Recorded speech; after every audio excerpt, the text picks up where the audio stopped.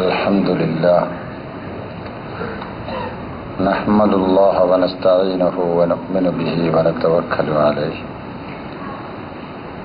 ونعوذ بالله من شرور أنفسنا ومن سيئات أعمالنا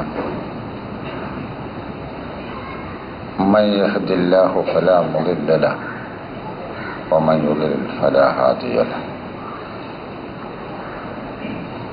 أشهد أن لا إله إلا الله وحده لا شريك له وأشهد أن محمدا عبده ورسوله أرسله بالهدى ودين الحق ليظهره على الدين كله ولو كره المشركون اللهم صل على محمد وعلى آل محمد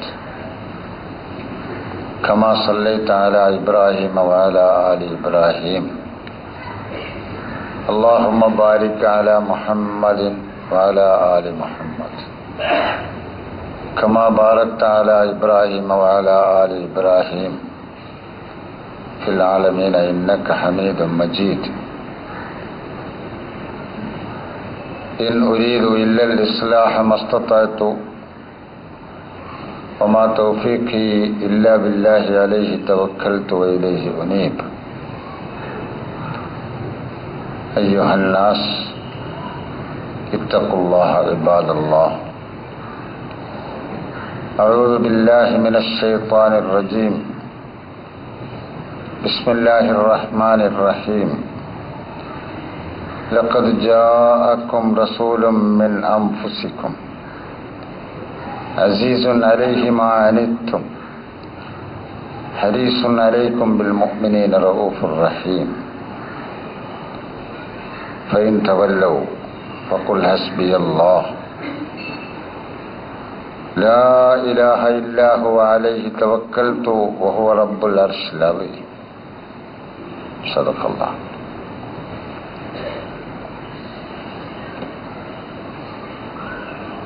വിശ്വാസികളെ, അള്ളാഹുവിൻ്റെ കൽപ്പനകൾ മനസ്സിലാക്കി അംഗീകരിച്ച് ജീവിക്കണമെന്ന് ആദ്യമായി വസിയത്ത് ചെയ്തു.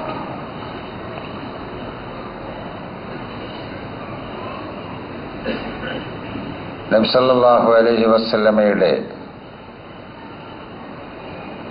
ജീവിതം അനുസ്മരിക്കുന്ന മാസമാണ് ഈ മാസം.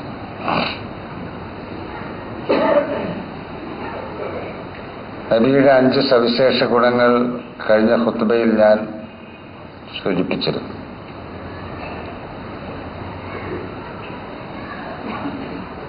ഇനി ആ പ്രവാചകനെ കുറിച്ച് ഖുർആൻ പറഞ്ഞ മറ്റൊരു കാര്യവും കൂടി ശ്രദ്ധയിൽ കൊണ്ടുവരാനാണ് ഉദ്ദേശിക്കുന്നത്. അതിനു മുമ്പായി ലോകത്ത് മനുഷ്യർ ഇസ്ലാമിനെ കൈകാര്യം ചെയ്ത രീതിയെക്കുറിച്ച് വേദനയോടുകൂടി ഓർക്കേണ്ടതുണ്ട്. ഇസ്ലാം എന്നത് അള്ളാഹുവിൻ്റെ ദീനാണ്. ആ ദീൻ മാത്രമേ അള്ളാഹു മനുഷ്യർക്ക് നൽകിയിട്ടുള്ളൂ. മറ്റൊരു ദീനും അള്ളാഹുവിൽ നിന്ന് വന്നിട്ടില്ല. അള്ളാഹുവിൽ നിന്ന് മനുഷ്യരിലേക്ക് വന്നിട്ടുള്ള ഏക ദീൻ ഇസ്ലാമാണ്. വേറെ ദീനുകളില്ല.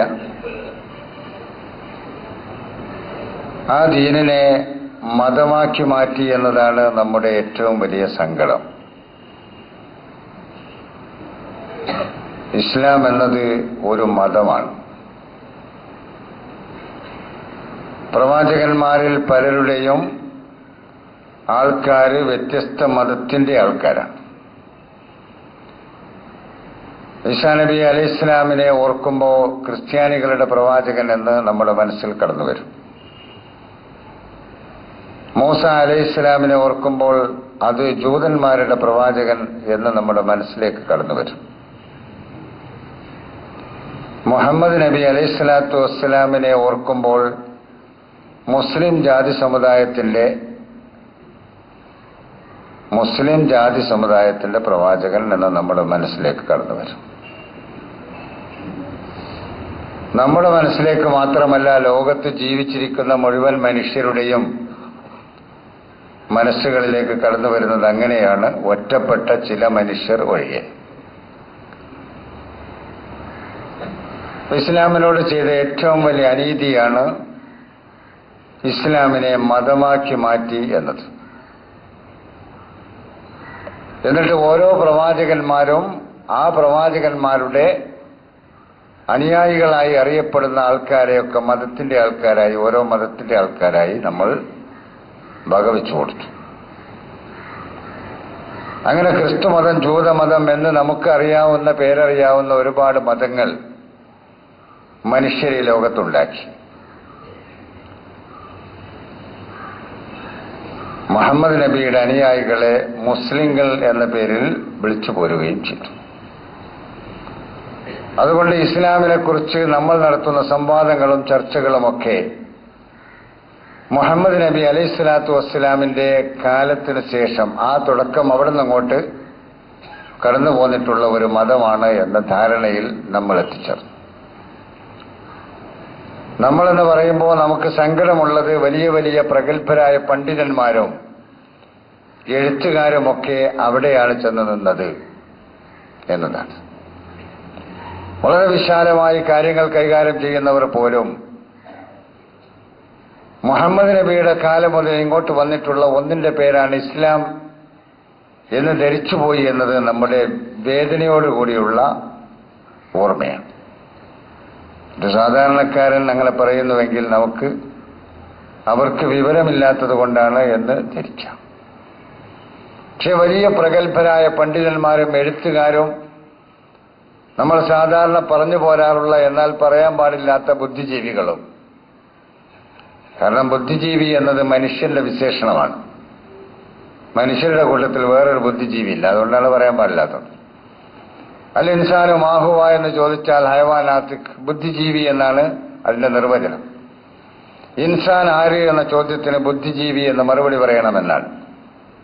പക്ഷേ നമ്മൾ അതിന് വേറൊരു കോലത്തിലാണ് കൈകാര്യം ചെയ്യുന്നത്, അതുകൊണ്ടാണ് പറയാൻ പാടില്ലാത്തതും എന്നാൽ നമ്മൾ പറഞ്ഞു പോരുന്നതുമായ ബുദ്ധിജീവികൾ പോലും ഇസ്ലാമിനെ മുഹമ്മദ് നബി മുതൽ ഇങ്ങോട്ട് വന്നു പോരുകയാണ്. അതിനു മുമ്പ് കഴിഞ്ഞു പോയ പ്രവാചകന്മാരൊക്കെ ഏതിന്റെ പ്രവാചകന്മാരായിരുന്നു എന്ന് വിശദീകരിക്കുന്നിടത്ത് നമുക്ക് എന്തോ സംഭവിച്ചു പോയിട്ടുണ്ടോ എന്ന് തോന്നിപ്പോകുന്നു. യഥാർത്ഥത്തിൽ ഇസ്ലാം, ആദം നബി അലൈഹി ഇസ്ലാം തുടക്കം കുറിച്ചതാണ്. ഖുർആൻ പരിചയപ്പെടുത്തിയ പ്രവാചകന്മാരിൽ ആദ്യത്തെ പ്രവാചകനാണ് എന്ന് നമുക്ക് മനസ്സിലാക്കാൻ പറ്റുന്ന നൂഹ് നബി അലൈഹി ഇസ്ലാം, ഖുർആൻ അദ്ദേഹത്തെ പരിചയപ്പെടുത്തുന്നത് ഉമിർതു അൻ അകൂന മിനൽ മുസ്ലിമീൻ എന്നാണ്. മുസ്ലിങ്ങളിൽപ്പെട്ടവനായിരിക്കുവാൻ ഞാൻ കൽപ്പിക്കപ്പെട്ടിരിക്കുന്നു. എനിക്ക് കിട്ടിയ കൽപ്പന എങ്ങനെയാണെന്ന്, മുസ്ലിങ്ങളിൽപ്പെട്ടവനായിരിക്കാൻ. ചരിത്രാതീത കാലത്ത് ജീവിച്ചു മരിച്ചുപോയ മഹാനായ നൂഹ് നബി അലൈഹി ഇസ്ലാം എത്ര കാലം മുമ്പായിരുന്നു നമുക്കറിഞ്ഞുകൂടാ. മുമ്പ് ഞാൻ ഖുത്ബയിൽ സൂചിപ്പിച്ചിട്ടുണ്ട്, 1000 കൊല്ലം ഒരു മനുഷ്യൻ ജീവിക്കുക എന്നത് അത്ഭുതമല്ലാത്തൊരു കാലഘട്ടമായിരുന്നു അത്. 1000 കൊല്ലം, 115 വയസ്സിൽ മരിച്ചു എന്നൊക്കെ പത്രത്തിൽ നമ്മൾ റിപ്പോർട്ട് ചെയ്യാറുണ്ട്. നമുക്കത് അത്ഭുതമാണ്. ഒരു മനുഷ്യൻ 1000 കൊല്ലം ജീവിക്കുന്നത് അത്ഭുതമല്ലാത്തൊരു കാലഘട്ടമായിരുന്നുവെങ്കിൽ അത് എത്ര 1000 കൊല്ലം മുമ്പ് അല്ലെങ്കിൽ എത്ര ലക്ഷം കൊല്ലം മുമ്പായിരുന്നു എന്ന് നമുക്ക് ഊഹിക്കാവുന്നതേ ഉള്ളൂ. അത്ര പഴക്കമുള്ള ആ പ്രവാചകനെ സൂറത്ത് യൂനുസിൽ അല്ലാഹു പരിചയപ്പെടുത്തുന്നത് ഉമിർതു അൻ അകൂന മിനൽ മുസ്ലിമീൻ, മുസ്ലിങ്ങളിൽപ്പെട്ടവനായിരിക്കുവാൻ കൽപ്പന കിട്ടിയിരിക്കുന്നു എനിക്ക്. കാരണം ഞാൻ മുസ്ലിമാണ്. കൂടുതൽ പറയേണ്ടതില്ലല്ലോ. കഴിഞ്ഞു കടന്നു പോകുന്ന മുഴുവൻ പ്രവാചകന്മാരും, കഴിഞ്ഞു കടന്നു പോകുന്ന മുഴുവൻ അള്ളാഹുവിന്റെ ദൂതന്മാരും അവരുടെ അനുയായികളുമൊക്കെ മുസ്ലിങ്ങളായിരുന്നു. അവരുടെ ജീവിതത്തിലെ പ്രത്യേകമായ ചില സവിശേഷതകൾ വെച്ചുകൊണ്ട് അവരെ ഖുർആൻ ജൂതന്മാരെ യഹൂദികൾ എന്ന് വിളിച്ചിട്ടുണ്ടാവാം, നസാറ എന്ന് വിളിച്ചിട്ടുണ്ടാവും. നല്ല പേരാണത്. പശുക്കുട്ടിയെ പൂജിക്കുന്നതിൽ നിന്ന് പശ്ചാത്തപിച്ചു മടങ്ങിയവർ എന്ന അർത്ഥത്തിൽ അല്ലദീന ഹാദു എന്ന് ഖുർആൻ ഉപയോഗിച്ചിട്ടുണ്ട്. പശ്ചാത്തപിച്ചു മടങ്ങിയ നല്ല മനുഷ്യർ എന്നതിനർത്ഥമുള്ളൂ. ഈസാ നബി അലൈഹി ഇസ്ലാമിനെ സഹായിക്കുവാൻ ആരുമില്ലാത്ത സമയത്ത് ഞങ്ങളുണ്ട് സഹായിക്കുവാൻ എന്ന് പറഞ്ഞുകൊണ്ട് നിലവിൽ വന്ന ആ വിഭാഗത്തെ ഖുർആൻ നസാറ എന്ന് വിളിച്ചു. സഹായിക്കുന്നവർ എന്നതിന് അർത്ഥമുള്ളൂ. അപ്പോ ആ പേരിൽ അവരറിയപ്പെട്ടു പോന്നു.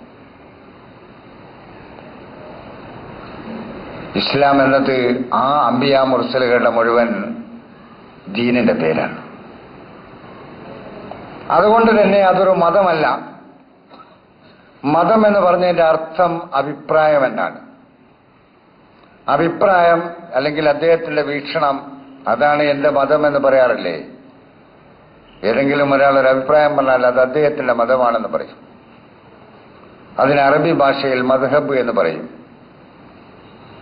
പിന്നെ കഴിഞ്ഞ കടന്നുപോയ കിതാബുകളിൽ എഴുതിയിട്ടുള്ളത് നെഹലത്തുൻ എന്നാണ്. മഹാപണ്ഡിതനായ ഷെഹ്റസ്ഥാനിക്ക് അൽ മിലൽ വൻ നിഹൽ എന്ന് പറഞ്ഞൊരു കിതാബിലുണ്ട്. അൽ മിലൽ വൻ നിഹൽ, നെഹലത്തിന്റെ ബഹുവചനമാണ് നിഹൽ. മതങ്ങൾ എന്നാണ് എൻ്റെ അർത്ഥം. ദീൻ എന്നതിന് പറയില്ല. ദീൻ എന്ന് പറഞ്ഞാൽ അതൊരു ജീവിത വ്യവസ്ഥിതിയാണ്. മനുഷ്യ സമൂഹത്തിന് ജീവിക്കുവാൻ ആവശ്യമായ മാർഗനിർദ്ദേശങ്ങൾ അടങ്ങിയ ഒരു വ്യവസ്ഥിതിയുടെ പേരാണ് ദീൻ. ദീൻ എന്നതിന് മതം എന്ന അർത്ഥം പറയുവാൻ അറബി ഭാഷ അറിയുന്ന ഒരാൾക്കും സാധ്യമല്ല. ഒരാൾക്കും സാധ്യമല്ല. പക്ഷേ ഞങ്ങൾ പറയും, അത് ഞങ്ങളുടെ വികാരമാണ്. അത് ഞങ്ങളുടെ വികാരമാണ്. ഞങ്ങളങ്ങനെ പറയും. ഇബാദത്ത് എന്നതിന് ആരാധന എന്ന് ഞങ്ങൾ പറയും.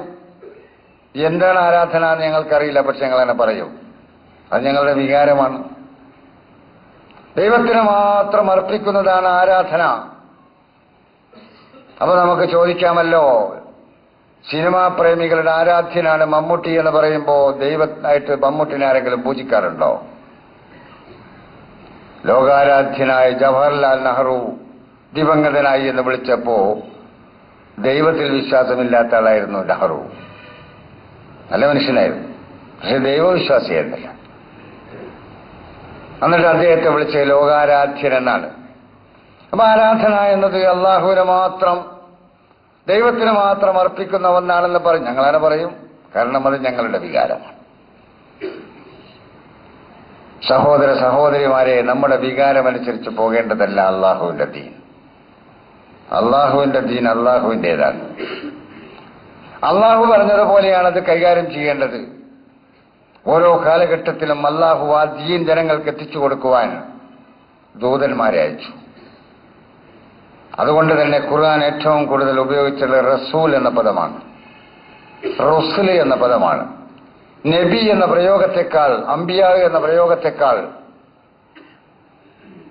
ഒരുപാട് സ്ഥലത്ത് ഖുർആൻ റസൂലാണ് ഉപയോഗിച്ചിട്ടുള്ളത്, ദൂതൻ. അതുകൊണ്ട് ദൂതന്മാരായിരുന്നു. ദൂതന്റെ ജോലി എന്താണ്? ആരാണോ അദ്ദേഹത്തെ ദൂതനായി അയക്കുന്നത്, ആ ദൂതനായി അയക്കുന്ന ആൾ എന്താണ്, എന്ത് ദൗത്യമാണോ നൽകാൻ ഉദ്ദേശിച്ചിട്ടുള്ളത്, ആ ദൗത്യം മനുഷ്യ സമൂഹത്തിന് എത്തിച്ചു കൊടുക്കുക എന്നതാണ്.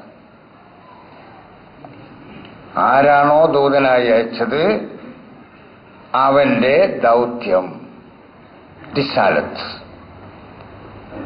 അത് ജനങ്ങൾക്ക് എത്തിച്ചു കൊടുക്കുക എന്ന ജോലിയാണ് അവരുടേത്. ആ ജോലി നിർവഹിക്കുവാൻ അള്ളാഹു മനുഷ്യരുടെ കൂട്ടത്തിൽ നിന്ന് തന്നെ ഏറ്റവും യോഗ്യരായ ആളുകളെ തിരഞ്ഞെടുക്കുകയാണ്.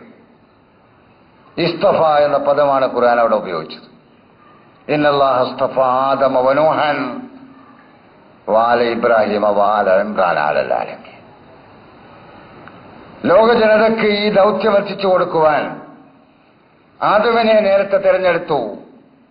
ഇന്നല്ലാഹ ഇസ്തഫ ആദമ. പിന്നെ നൂഹിനെ തിരഞ്ഞെടുത്തു. വആല ഇബ്രാഹിമ വആല ഇമ്രാൻ അലൽ ആലമീൻ. ഇബ്രാഹിമിന്റെ കുടുംബത്തെ, ഇമ്രാന്റെ കുടുംബത്തെ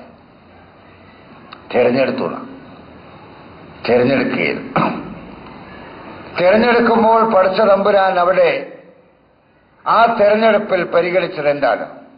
അതാണ് കഴിഞ്ഞ ഖുത്ബയിൽ ഞാൻ സൂചിപ്പിച്ചത്. ഇന്നാ അർസൽനാക ഷാഹിദൻ വമുബശ്ശിറൻ വനദീറൻ വദാഇയൻ ഇലല്ലാഹി ബിഇദ്നിഹി വസിറാജൻ മുനീറ. ഷാഹിദ്, മുബശ്ശിർ, നദീർ, ദായി, സിറാജൻ മുനീർ, വെളിച്ചം പരത്തുന്ന പ്രകാശം, വിളക്ക്, പ്രകാശം പരത്തുന്ന വിളക്ക്. ആ 5 സവിശേഷതകളുള്ള ആളുകളെ സർവശക്തനായ അള്ളാഹു തിരഞ്ഞെടുത്തു. ജീവിതം കൊണ്ട് സാക്ഷ്യം വഹിക്കുന്ന, ജനങ്ങളെ വെറുപ്പിക്കുകയല്ല സന്തോഷിപ്പിക്കുന്ന, പടച്ചവന്റെ കൽപ്പന ലംഘിച്ച് ജീവിക്കുന്ന ആൾക്കാർക്ക് താക്കീത് നൽകുന്ന, തന്നിഷ്ടപ്രകാരമല്ല പടച്ച തമ്പുരാന്റെ ഇഷ്ടപ്രകാരം അവന്റെ നിർദ്ദേശപ്രകാരം അവന്റെ മാർഗത്തിലേക്ക് വിളിക്കുന്ന, എനിക്ക് വിളിക്കാം എന്റെ ഇഷ്ടമനുസരിച്ച്, അതല്ല. വദാഇയൻ ഇലല്ലാഹി ബിഇദ്നിഹി, അള്ളാഹുവിന്റെ ആജ്ഞപ്രകാരം, കൽപ്പനപ്രകാരം അവൻ നിശ്ചയിച്ച രീതിയിൽ അള്ളാഹുവിന്റെ മാർഗത്തിലേക്ക് വിളിക്കുക. എനിക്ക് തോന്നിയതുപോലെ വിളിക്കലല്ല, അല്ലെങ്കിൽ മറ്റൊരാൾക്ക് തോന്നിയതുപോലെ വിളിക്കലല്ല. അവസാനം വെളിച്ചം പരത്തുന്ന ഒരു വിളക്കായി മാറുക. വെളിച്ചം വേണോ? നിങ്ങൾക്ക് അങ്ങോട്ട് നോക്കിയാൽ മതി. ആ വിളക്ക് ഏതാണ്? ആ വിളക്ക് പ്രവാചകന്മാരാകുന്ന വിളക്ക്, ദൂതന്മാരാകുന്ന വിളക്ക്. അള്ളാഹു അങ്ങനെ തെരഞ്ഞെടുത്തു. എവിടെ നിന്ന് തെരഞ്ഞെടുത്തു? മനുഷ്യരിൽ നിന്ന്. അതാണ് ഇവിടെ പറയുന്നത്, ലഖദ് ജാഅക്കും റസൂലും മിൻ അൻഫുസിക്കും. ലഖദ് ജാഅക്കും റസൂലും മിൻകും എന്നല്ല ഖുർആൻ പറഞ്ഞത്. നിങ്ങളിൽ നിന്ന് ഒരു ദൂതനെ നിങ്ങൾക്ക് നിയോഗിച്ചു എന്നല്ല. ലഖദ് ജാഅക്കും റസൂലും മിൻ അൻഫുസിക്കും, നിങ്ങളുടെ ശരീരത്തിൽ നിന്ന്, നിങ്ങളെപ്പോലെയുള്ള നിങ്ങളുടെ കുടുംബത്തിൽ നിന്ന്. നിങ്ങളും അദ്ദേഹവുമായി ഉറ്റ കുടുംബ ബന്ധമുള്ളവരാണ്. നിങ്ങൾക്കിടയിൽ ജനിച്ച ആളാണ്. അവരുടെ മാതാപിതാക്കൾ നിങ്ങൾക്കിടയിൽ ജനിച്ചവരാണ്. നിങ്ങൾക്കിടയിൽ ജീവിച്ചവരാണ്. നിങ്ങളെപ്പോലെ തന്നെ വിവാഹം കഴിച്ചവരാണ്. സന്താനങ്ങളുടെ, മക്കളുടെ പിതാവായി മാറിയ ആളാണ്. അതേപോലെ തന്നെ സഹോദരന്മാരുണ്ട്, എളാപ്പ മൂത്താപ്പന്മാരുണ്ട്, അതേപോലെ അമ്മായിമാരുണ്ട്, അമ്മോമാരുണ്ട്, എല്ലാവരും ഉണ്ട്. നിങ്ങൾ എങ്ങനെയാണോ ഈ ഭൂമിയിൽ, അതേപോലെ അദ്ദേഹം. അപ്പൊ നിങ്ങളുടെ ശരീരത്തിൽ നിന്ന്, നിങ്ങളുടെ നഫ്സുകളിൽ നിന്ന്, നിങ്ങളുടെ കൂട്ടത്തിൽ നിന്ന് നിങ്ങൾക്കൊരു ദൂതനെ അവനിതാ അയച്ചു തന്നിരിക്കുന്നു. എത്ര അർത്ഥവത്താണ് ആ പ്രയോഗം. ലഖദ് ജാഅക്കും റസൂലും മിൻകും, നിങ്ങളിൽ നിന്നൊരു ദൂതനെ എന്ന് പറഞ്ഞാൽ മതിയായിരുന്നു. അങ്ങനെ പറയാതെ നിങ്ങളുടെ നഫ്സുകളിൽ നിന്ന് നിങ്ങൾക്കൊരു ദൂതനെ ഇതാ നിശ്ചയിച്ചു തന്നിരിക്കുന്നു, ഇതാ വന്നിരിക്കുന്നു നിങ്ങൾക്ക്. ആ ദൂതൻ നിങ്ങൾക്ക് സുപരിചിതനാണ്. നിങ്ങളോടൊപ്പം ജീവിച്ച ആളാണ്. നിങ്ങളോടൊപ്പം ഒട്ടക, അതേപോലെ കന്നുകാലികളെ മേച്ചു നടന്നിരുന്ന ആളാണ്. കച്ചവടത്തിന് നിങ്ങളോടൊപ്പം ഉണ്ടായിരുന്ന ആളാണ്. എല്ലാ മേഖലകളിലും നിങ്ങളുടെ കൂടെ ഉണ്ടായിരുന്ന ആളാണ്. അദ്ദേഹത്തെ ലഖദ് ജാഅക്കും റസൂലും മിൻ അൻഫുസിക്കും. അദ്ദേഹത്തിന്റെ ഗുണം എന്താണെന്നോ? അസീസുൻ അലൈഹി മാ അനിത്തും, നിങ്ങൾക്കൊരൽപ്പം വേദന വരുന്നത് പോലെ അസഹ്യമാണ് അദ്ദേഹത്തിന്, സഹിക്കാൻ കഴിയില്ല. നിങ്ങൾക്ക് ഒരൽപ്പം വേദന, ഒരൽപ്പം പ്രയാസം നിങ്ങൾ അനുഭവിക്കുന്നത് അദ്ദേഹത്തിന് അസഹ്യമാണ്, സഹിക്കാൻ കഴിയാത്ത കാര്യമാണ്. അസീസുൻ അലൈഹി മാ അനിത്തും ഹരീസുൻ അലൈക്കും, നിങ്ങളുടെ വിജയത്തിൽ അദ്ദേഹം അങ്ങേയറ്റം തൽപരനാണ്, അലച്ചിയുള്ള ആളാണെന്ന്. നിങ്ങൾ വിജയിച്ചു കാണുക എന്നത് അദ്ദേഹത്തിന്റെ ഏറ്റവും വലിയ ആഗ്രഹമാണ്. ഹരീസുൻ അലൈക്കും ബിൽ മുഅ്മിനീൻ, വിശ്വസിച്ച ആളുകളോട് റഊഫാണ് അദ്ദേഹം, റഹീമാണ് അദ്ദേഹം, കരുണയുള്ള ആളാണ്, അങ്ങേയറ്റം അലിയുന്ന ആളാണ്. കൂടെ കഴിഞ്ഞുകൂടുന്ന മോമിനുകളുണ്ടല്ലോ, ആ മോമിനുകളോട് വളരെയധികം കാരുണ്യവും, എന്നാൽ അവരിൽ ഇഴുകിച്ചേർന്ന് അലിഞ്ഞു ചേർന്നുകൊണ്ട് അവരുടെ എല്ലാ സുഖദുഃഖങ്ങളിലും പങ്കെടുത്തുകൊണ്ട് അവരോടൊപ്പം അവരിൽ ഒരുവനായി ജീവിക്കുന്നവനാണ്. അങ്ങനെയുള്ള ഒരു ദൂതനെയായിതാ നിങ്ങളിൽ നിന്ന് നിങ്ങൾക്ക് തെരഞ്ഞെടുത്തു. പ്രവാചകൻ ആരായിരുന്നു? ആ പ്രവാചകൻ ആരായിരുന്നു എന്ന് മനസ്സിലാക്കിയ ശേഷം പ്രവാചകനോട് മഹബത്ത് വെക്കുന്ന നമുക്ക് ആ പ്രവാചകനെ പോലെ ആകണമെന്ന് തോന്നുന്നില്ലേ? ആരോ പറഞ്ഞതുപോലെ നാവിലുണ്ടായാൽ പോരല്ലോ. ആരോ എഴുതിയതുപോലെ സ്റ്റേജിലും പേജിലും മാത്രം ഉണ്ടായാൽ പോരല്ലോ. ഉള്ളറകളിലേക്ക് കടന്നു പോകാൻ നമുക്ക് കഴിയില്ല. ആളുകൾ എന്തെങ്കിലും പറയുമ്പോൾ നമുക്ക് തോന്നും ചിലപ്പോൾ അയാളൊരു പൊങ്ങച്ചക്കാരനാണ്, കിബറിനാണ്, അഹങ്കാരിയാണെന്നൊക്കെ തോന്നും. നമ്മളത് മനസ്സിൻ്റെ ഉള്ളിൽ തോന്നലാണ്. അതിന് വേറൊരാളെ അയാൾ അങ്ങനെയാണെന്ന് പറയാൻ അയാളുടെ ഉള്ളറ ചെന്ന് നോക്കിയിട്ട് കാര്യം നോക്കിയിട്ടുണ്ടാവില്ലല്ലോ. അയാളെ മനസ്സെന്താണെന്ന് അറിയണമെങ്കിൽ അല്ലയാണല്ലേ, അള്ളാഹു ആകണ്ടേ. വേറൊരാളുടെ മനസ്സറിയണമെന്ന് അള്ളാഹു ആകണ്ടേ. അപ്പൊ നമ്മൾ അങ്ങോട്ട് കടന്നു പോണ്ട. നമുക്ക് പറയാനുള്ള കാര്യങ്ങൾ പറയാം. നമുക്കാകണ്ടേ അങ്ങനെ ഒരു റസൂല്. ആ റസൂലിന്റെ ജീവിതം ആണോ നമ്മൾ? ആ പ്രവാചകനെ നമ്മൾ സ്നേഹിക്കുന്നു. നാവിലല്ലേ സ്നേഹിക്കാറുള്ളത്? അതേപോലെ തന്നെ കടലാസ് പേജുകളിലല്ലേ സ്നേഹിക്കാറുള്ളത്? ആഘോഷങ്ങളിലല്ലേ നമ്മൾ സ്നേഹിക്കാറുള്ളത്? ശബ്ദമലിനീകരണം ഉണ്ടാക്കിക്കൊണ്ട് അട്ടഹസിച്ചുകൊണ്ടല്ലേ നമ്മൾ സ്നേഹിക്കാറുള്ളത്? നമ്മുടെ കർമ്മജീവിതത്തിൽ ഇതുണ്ടോ? ഒരു മോമിനായ മനുഷ്യൻ വേദനിക്കുമ്പോൾ സഹിക്കാൻ കഴിയാത്തവനായിരുന്നു നമ്മുടെ പ്രവാചകൻ മുഹമ്മദ് നബി. നമ്മുടെ ചുറ്റുവട്ടാരത്തിൽ ആയിരങ്ങൾ വേദനിക്കുന്നുവെങ്കിൽ നമുക്ക് വേദന തോന്നാറുണ്ടോ? മറ്റുള്ളവരുടെ പ്രവർത്തന ഫലമായിട്ട് വേദനിക്കുന്നവരായാലും നമ്മുടെ പ്രവർത്തന ഫലമായി വേദനിക്കുന്നവരായാലും നമുക്ക് അസ്വസ്ഥത ഉണ്ടാവാറുണ്ടോ? പിന്നെ നമ്മൾ അള്ളാഹുവിന്റെ റസൂലിനെ സ്നേഹിക്കുന്നു. ഈ സ്നേഹത്തിന് എന്തർത്ഥം? ഖുൽ ഇൻ കുൻതും തുഹിബ്ബൂനല്ലാഹ ഫത്തബിഊനി യുഹിബ്ബുക്കുമുല്ലാഹ്. ചോദിക്കുക അവരോട്, നിങ്ങൾ അള്ളാഹുവിനെ സ്നേഹിക്കുന്നുവെങ്കിൽ, അള്ളാഹുവിനോട് നിങ്ങൾക്ക് സ്നേഹമുണ്ടെങ്കിൽ, മഹബ്ബത്തുണ്ടെങ്കിൽ, ഫത്തബിഊനി, ആ സ്നേഹം പ്രകടിപ്പിക്കേണ്ടത് നിങ്ങൾ എന്നെ പിൻപറ്റിക്കൊണ്ടാണ്, എന്റെ കർമ്മജീവിതം പിൻപറ്റിക്കൊണ്ടാണ്. എന്റെ വാക്കുകൾ, എന്റെ പ്രവൃത്തികൾ, അതേപോലെ എന്റെ മൗനം, എന്റെ സമ്മതം, എന്റെ അംഗീകാരം, അതൊക്കെ പിൻപറ്റിക്കൊണ്ടാണ് നിങ്ങൾ അള്ളാഹുവിനോട് മഹബത്ത് വെക്കേണ്ടത്. എന്നെ പിൻപറ്റിക്കൊണ്ട് നിങ്ങൾ അള്ളാഹുവിനോട് മഹബത്ത് വെച്ചാൽ അള്ളാഹുവിന്റെ മഹബത്ത് നിങ്ങൾക്ക് കിട്ടും. അപ്പൊ അള്ളാഹുവിന്റെ മഹബത്ത് കിട്ടാനുള്ള ഏക മാർഗം അള്ളാഹുവിന്റെ ദൂതനായ മുഹമ്മദ് നബിയുടെ കർമ്മജീവിതം പിൻപറ്റുക എന്നതാണ്. ആ കർമ്മജീവിതത്തിലെ നമുക്ക് മനസ്സിലാക്കാൻ കഴിയുന്ന ഒന്നല്ലേ ഇത്? തന്നെ പോലെയുള്ള മനുഷ്യർ വേദനിക്കുമ്പോൾ, കഷ്ടപ്പെടുമ്പോൾ, പ്രയാസങ്ങൾ അവർക്ക് നേരിടേണ്ടി വരുമ്പോൾ അവിടെ സഹിക്കാൻ കഴിയാത്തൊരു മനസ്സ്. എന്റെ കൂടെ ജീവിച്ചുകൊണ്ടിരിക്കുന്ന ആളുകൾ വേദനയും കഷ്ടപ്പാടും അനുഭവിക്കുമ്പോൾ എനിക്ക് സന്തോഷം തോന്നുന്ന അവസ്ഥ നമുക്കുണ്ടോ? അത് നമ്മൾ പരിശോധിക്കേണ്ടതാണ്. അവനൊന്നും നല്ലതുപോലെ ഇടങ്ങേറാണ്. കാരണം അവൻ എന്റെ പാർട്ടിക്കാരനല്ലല്ലോ. അവനൊന്ന് നല്ലതുപോലെ വിഷമിക്കണം. കാരണം അവൻ എന്റെ മതക്കാരനല്ലല്ലോ. അവൻ കുറെ കഷ്ടപ്പെടണം. കാരണം അവൻ എന്റെ ചേരിയിലല്ലല്ലോ. നമ്മൾ ചെയ്ത തെറ്റുകളെ കുറിച്ചൊന്ന് ആലോചിച്ച് നോക്കും. ലോക ജനതയ്ക്ക് പടച്ച തമ്പുരാൻ നൽകിയ ദീൻ ഇസ്ലാം, പ്രപഞ്ചം മുഴുവൻ ഇസ്ലാമായി. പക്ഷേ നമുക്ക് ഇസ്ലാമാകാൻ കഴിഞ്ഞില്ല.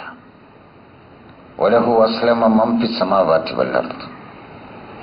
ആകാശങ്ങളിലും ഭൂമിയിലും ഉള്ളതൊക്കെ അള്ളാഹുവിന് ഇസ്ലാമായിരിക്കുന്നുവെന്ന് ഖുർആൻ പറയുന്നു. പക്ഷേ നമുക്ക് ഇസ്ലാമാകാൻ കഴിഞ്ഞില്ല. നമ്മുടെ ഇസ്ലാം എത്ര ചെറുതാണ്, നമ്മുടെ ഇസ്ലാം എത്ര സങ്കുചിതമാണ്.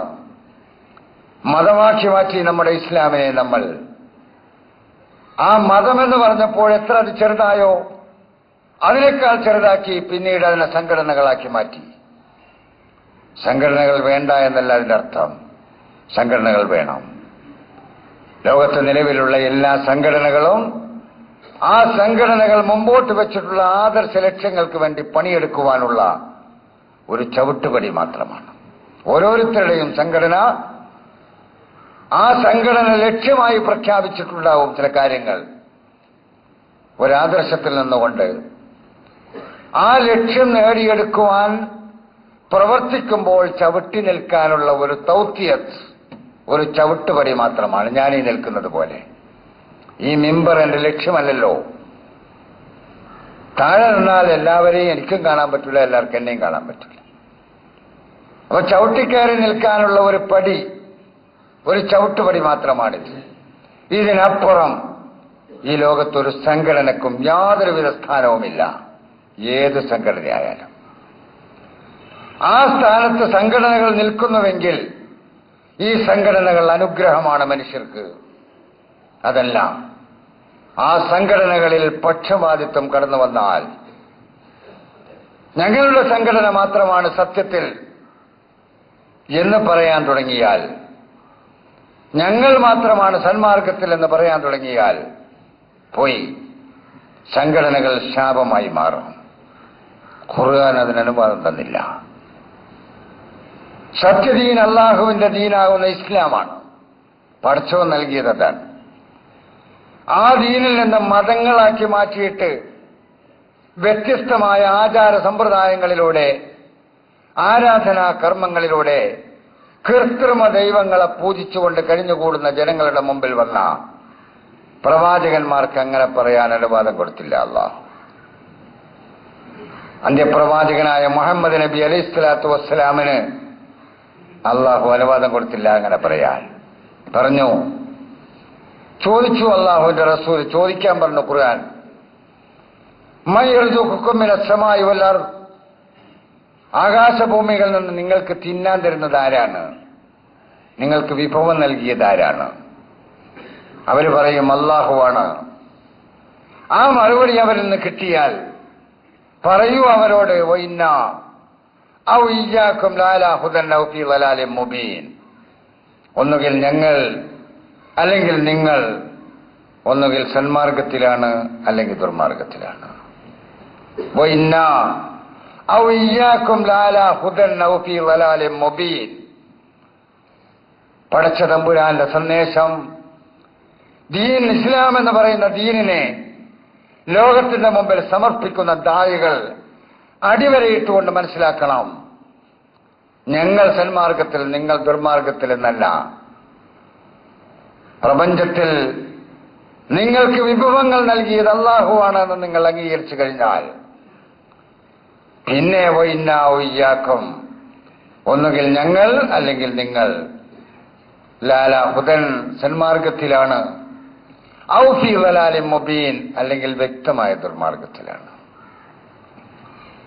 ഞങ്ങൾ സന്മാർഗത്തിൽ നിങ്ങൾ ദുർമാർഗത്തിൽ പറയാൻ ഖുർആൻ ഇറങ്ങിക്കൊണ്ടിരിക്കുന്ന സമയത്ത് മുഹമ്മദ് നബി അലൈഹി സ്വലാത്തു വസ്സലാമിന് അങ്ങനെ പറയാൻ അള്ളാഹു അനുവാദം നൽകിയില്ല. പറയാൻ പാടില്ല, അങ്ങനെ പറയരുത്, ഇങ്ങനെ പറ. നിങ്ങൾ പിഴച്ചുപോയി എന്ന് പറയരുത്, ഞങ്ങൾ സത്യത്തിലാണ് എന്ന് പറയരുത്. ഒന്നുകിൽ സന്മാർഗത്തിൽ ഞങ്ങൾ അല്ലെങ്കിൽ നിങ്ങൾ, അല്ലെങ്കിൽ ദുർമാർഗത്തിൽ. എന്നിട്ട് അതിന്റെ അപ്പുറം പറയുന്നു, കൊൽ, പറയൂ അവരോട്. മുഹമ്മദ് നബിയോട് പറയാണ്, നമ്മളോടും പറയൂ. ലാ തുസ്അലൂന അമ്മാ അജ്റംന, ഞങ്ങൾ ചെയ്യുന്ന കുറ്റങ്ങളെക്കുറിച്ച് നിങ്ങളെ ചോദ്യം ചെയ്യുകയില്ല. പറയൂ അവരോട്, ഞങ്ങൾ ചെയ്യുന്ന തെറ്റുകളെക്കുറിച്ച്, കുറ്റങ്ങളെക്കുറിച്ച് നിങ്ങളെ ചോദ്യം ചെയ്യൂല. വലാ നുസ്അലു അമ്മാ തഅമലൂൻ, നിങ്ങൾ ചെയ്യുന്ന കുറ്റങ്ങളെക്കുറിച്ച് ഞങ്ങളെയും ചോദ്യം ചെയ്യൂല എന്നല്ല പറഞ്ഞത്. വലാ നുസ്അലു അമ്മാ തഅമലൂൻ, നിങ്ങൾ പ്രവർത്തിച്ചുകൊണ്ടിരിക്കുന്നതിനെ കുറിച്ച് ഞങ്ങളെയും ചോദ്യം ചെയ്യൂല. കുറ്റം കൂടി പറഞ്ഞില്ല. ഞങ്ങൾ ചെയ്യുന്ന കുറ്റങ്ങളെക്കുറിച്ച് നിങ്ങളെ ചോദ്യം ചെയ്യൂല, നിങ്ങൾ ചെയ്യുന്ന കുറ്റങ്ങളെക്കുറിച്ച് ഞങ്ങളെയും ചോദ്യം ചെയ്യൂല എന്ന ശൈലി ഒഴിവാക്കിയിട്ട് കുറ്റമെന്ന പോലും അവർക്കെതിരിൽ ആരോപിക്കാതെ നിങ്ങൾ ചെയ്തുകൊണ്ടിരിക്കുന്ന പ്രവർത്തനങ്ങളെക്കുറിച്ച് ഞങ്ങളെയും ചോദ്യം ചെയ്യുകയില്ല. സൂറത്തു സബയിൽ പരിശോധിച്ച് നോക്കൂ ഖുർആനിന്റെ പ്രബോധന ശൈലി. ഇവിടെ ആ ശൈലി സ്വീകരിച്ചുകൊണ്ടാണ് സംഘടനകൾ പോകുന്നതെങ്കിൽ സംഘടനകൾ ലോകത്തിന് അനുഗ്രഹമാണ്. ഒന്നല്ല, 1000 സംഘടനകൾ വന്നാലും അനുഗ്രഹമാണ്. ആ സംഘടനകളിലേക്ക് പക്ഷപാതിത്വം കടന്നു വന്നാൽ അത് എത്ര പ്യൂർ കറകളഞ്ഞെടുത്ത സംഘടനയായാലും അത് ശാപമാണ്. ഏത് സംഘടനയായാലും ശാപമാണ്. പറയാനെങ്കിലും ആരെങ്കിലും വേണമല്ലോ. എന്റെ സംഘടന എന്ത് പറഞ്ഞാലും സത്യം, മറ്റേ സംഘടനക്കാരെ എത്ര സത്യം പറഞ്ഞാലും അസത്യം എന്ന് പറയുന്ന മനസ്സൊന്ന് മാറ്റിയിട്ട് ചിന്തിച്ചു നോക്കൂ. അതുകൊണ്ട് തന്നെ ഇസ്ലാമിനെ മതമാക്കി ചുരുക്കി, മതങ്ങൾ സംഘടനകളായി പിന്നെയും ചുരുങ്ങി. ആ സംഘടനകളിൽ എത്രമാത്രം ചെറിയ വട്ടാരത്തിന്റെ ഉള്ളിലാണ് ഇപ്പോൾ നമ്മളുള്ളത്. അതുകൊണ്ട് തന്നെ അവൻ ഇടങ്ങേറായ പട്ടിണി കിടക്കുന്ന അവൻ പട്ടിണി കിടന്നോട്ടെ, ഓൻ മറ്റേ സംഘടനയിലാണ്. ആ മനസ്സ് അസീസുൻ അലൈഹി മാ അനിത്തും, നിങ്ങളൊരൽപ്പം വേദനിക്കുന്നത് ആ ദൂതന് സഹിക്കാൻ കഴിയില്ല. ആ ദൂതന്റെ അനുയായികളായ മോമിനുകളെ നമുക്കും സഹിക്കാൻ പറ്റില്ല. നമ്മൾ അള്ളാഹു മോമിനുകളെന്നാ വിളിച്ചത്, മുസ്ലിങ്ങളെന്ന് വിളിച്ചിട്ടില്ല. നമ്മൾ ഉണ്ടാക്കിയതാ. മുസ്ലിങ്ങൾ എന്ന് പറഞ്ഞാൽ എല്ലാ പ്രവാചകന്മാരുടെയും അനുയായികളാണ്. ഖുർആൻ നമ്മളെ വിളിച്ചത് യാ അയ്യുഹല്ലദീന ആമനൂന, യാ അയ്യുഹൽ മുസ്ലിമൂൻ എന്ന് പടച്ച തമ്പുരാന്റെ ഖുർആനിൽ എവിടെയെങ്കിലും ഉണ്ടെങ്കിൽ ഒന്നെടുത്ത് കാണിച്ചു തരണം. അങ്ങനെ വിളിച്ചിട്ടുണ്ടെങ്കിൽ, ഞാൻ നേരത്തെ ചോദിച്ചതാണ്. മനുഷ്യരെ എന്ന് വിളിച്ചിട്ടുണ്ട്, ഓരോ വിഭാഗത്തെയും അവരുടെ പേരിൽ വിളിച്ചിട്ടുണ്ട്. മുഹമ്മദ് നബിന്റെ അനുയായികളെ മോമിനീകളെ എന്ന് വിളിച്ചിട്ടുണ്ട്. അങ്ങനെയാണ് നമ്മൾ. ആ മോമിനുകൾ അങ്ങനെയാവണം. ആകാൻ നമുക്ക് കഴിയുമെങ്കിൽ ഏത് സംഘടനയുടെ ചവിട്ടുപടിയിൽ നിന്നാലും നമുക്ക് അങ്ങനെ ആകാൻ കഴിയണം. അപ്പോ നമ്മൾ ലോകത്തിന് അനുഗ്രഹമാകും. അസീസുൻ അലൈഹി മാ അനിത്തും ഹരീസുൻ അലൈക്കും, നിങ്ങളുടെ വിജയത്തിൽ വലിയ അത്യാഗ്രഹമുള്ള ആളാണ്. വലിയ അത്യാഗ്രഹം. നിങ്ങൾ വിജയിച്ചു കാണണം, അതാണ് അദ്ദേഹത്തിന്റെ ആഗ്രഹം. ആണോ? മോമിനീങ്ങൾ വിജയിക്കണമെന്ന് നമുക്ക് ആഗ്രഹമുണ്ടെങ്കിൽ, അത് നമ്മുടെ അത്യാഗ്രഹമായി മാറിയിട്ടുണ്ടെങ്കിൽ, നമുക്കിടയിൽ ആരെങ്കിലും ഐക്യത്തിന് വേണ്ടി പണിയെടുക്കേണ്ടതുണ്ടോ? യോജിപ്പിന് വേണ്ടി പണിയെടുക്കേണ്ടതുണ്ടോ? അവിടെ എത്തിയ പോലെ നമ്മൾ ഈ മോമിനുകളോട് ആ പ്രവാചകൻ, ആ ദൂതന് റഊഫ് എന്ന് വിളിച്ചു ഖുർആൻ, റഹീം എന്ന് വിളിച്ചു ഖുർആൻ. ഇതൊക്കെ അള്ളാന്റെ പേരല്ലേ? അസീസ് അള്ളാന്റെ പേരാണ്, അള്ളാന്റെ സിഫത്താണ്. റഊഫ് അള്ളാഹുവിന്റെ സിഫത്താണ്, റഹീം അള്ളാഹുവിന്റെ സിഫത്താ. മുഹമ്മദ് നബി അത് പറയാണ്. അള്ളാഹു അജീസാണ് മുഹമ്മദ് നബി. മുഹമ്മദ് നബി അജീസാണ്, റഊഫാണ്, റഹീമാണ്. അവിടെ അജീസ് അങ്ങനെ വിളിക്കാൻ പാടില്ല, അബ്ദുൽ അസീസ് എന്ന് തന്നെ വിളിക്കണം എന്നൊക്കെ ആൾക്കാർ പറയാറ്. റജീദ് എന്ന് വിളിച്ചാൽ പേച്ചു പോവും. വാഹിദ് എന്ന് ഞാൻ ഒരാളെ വിളിച്ചപ്പോൾ ആൾ പറഞ്ഞു, ഏയ് വാഹിദ് അള്ളയാണ്. അപ്പൊ മോമിൻ എന്നുള്ളതിനെ കുറിച്ച് പറഞ്ഞിട്ടില്ലേ എന്ന് ചോദിച്ചാൽ, അൽ മോമിനുൽ മുഹൈമിനുൽ അസീസുൽ ജബ്ബാറുൽ മുത്തക്കബ്ബിർ. അപ്പൊ അന്നെ മോമിൻ എന്ന് വിളിക്കാൻ പറ്റൂലല്ലോ എന്ന് പറഞ്ഞു. മോമിൻ അള്ളാന്റെ പേരാണ്. അപ്പൊ വേഗം മനസ്സിലായി അയാൾക്ക്. അപ്പൊ ഖുർആൻ നേരൊക്കെ ഒന്ന് നല്ലോണം നോക്കുകയാണെങ്കിൽ അത്രയും സംശയങ്ങൾ വരില്ല. നോക്കൂലല്ലോ ഖുർആൻ, ആകെ നമ്മൾ നോക്കാത്ത ഖുർആനാകും. ബാക്കിയുള്ളതൊക്കെ നമ്മൾ നോക്കും. അതിലങ്ങനെ പറഞ്ഞിട്ടില്ലേ, മോമിൻ എന്ന് പറഞ്ഞത് അള്ളാഹുവിന്റെ വിശേഷണമാണ്. പിന്നെ ഞാൻ എന്റെ മോമിൻ എന്ന് പറയാൻ പറ്റുമോ? അപ്പൊ വാഹിദ് അഹദ് അങ്ങനെയൊക്കെ സമത് എന്നൊക്കെ വിളിക്കാം, കുഴപ്പമൊന്നുമില്ല. പക്ഷെ അള്ളാഹ്ക്ക് മനസ്സിൽ കിടത്തുകൊണ്ട് അള്ളാന്റെ അതേ അജീസൊന്നും കൊടുക്കാൻ പാടില്ല. നമ്മളെ മനസ്സ് നമുക്കറിയല്ലോ. ഏതായാലും അതല്ലല്ലോ നമ്മളെ വിഷയം. അസീസാണ് അള്ളാന്റെ റസൂല്, റഊഫാണ് അള്ളാഹുവിന്റെ റസൂല്, റഹീമാണ് അള്ളാന്റെ റസൂൽ. അങ്ങനെ ആകാൻ നമുക്ക് കഴിയുമോ?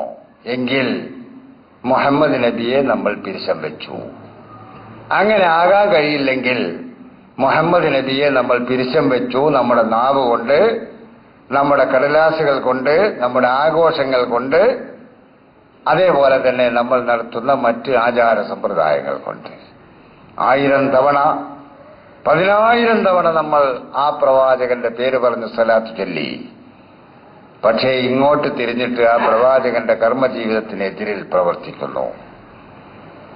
സഹോദരന്മാരെ, സഹോദരിമാരെ, ഹബീബുമാരെ, നമ്മൾ ഏത് സംഘടനയുടെ ചവിട്ടുപടിയിലാണെങ്കിലും അള്ളാന്റെ റസൂലിനെ മാനം കെടുത്തരുതേ. മുഹമ്മദ് നബി അലൈഹിസ്സലാത്തു വസ്സലാമിനെ, മുൻകഴിഞ്ഞു പോയ പ്രവാചകന്മാരെ ആരെയും നമ്മൾ മാനം കെടുത്തരുത്. നമ്മുടെ കർമ്മജീവിതം ആ പ്രവാചകന്മാരെ മാനം കെടുത്തുന്നതായി മാറരുത്. അവരോടുള്ള സ്നേഹം നമ്മൾ പ്രകടിപ്പിക്കുമ്പോൾ ഈ ഇടങ്ങേറ് സഹിക്കാൻ കഴിയുന്നില്ലല്ലോ എന്ന് മറ്റുള്ള പരിസരവാസികൾക്ക് തോന്നുന്ന വിധത്തിൽ നമ്മൾ ആ മഹബത്ത് പ്രകടിപ്പിക്കല്ലേ. കർമ്മജീവിതത്തിൽ നമ്മൾ പ്രകടിപ്പിക്കൂ ആ പ്രവാചകനോടുള്ള മഹബത്ത്. അപ്പോൾ അള്ളാഹുവിന്റെ ദീനിലേക്ക് ജനങ്ങൾ കൂട്ടം കൂട്ടമായി വരും. നമ്മുടെ സങ്കുചിതത്വം ഒന്ന് മാറ്റിവെക്കൂ, നമ്മുടെ പക്ഷപാതിത്വം ഒന്ന് മാറ്റിവെക്കൂ. മാനവരാശിക്ക് പടച്ചതമ്പുരാൻ നൽകിയ ഒരു ദർശനത്തിന്റെ പേരാണ് ഇസ്ലാം എന്ന് നമ്മൾ അംഗീകരിക്കൂ. ആ ദർശനം അതിന്റെ വിശാലമായ അർത്ഥത്തിൽ ലോകത്തിന്റെ മുമ്പിൽ സമർപ്പിക്കൂ. എന്നാൽ മുഅ്മിനുകളെ, നാളത്തെ ഭാവി ഈ ഇസ്ലാമിലുള്ളതാണ്. അള്ളാഹു നമ്മെ അനുഗ്രഹിക്കുമാറാകട്ടെ.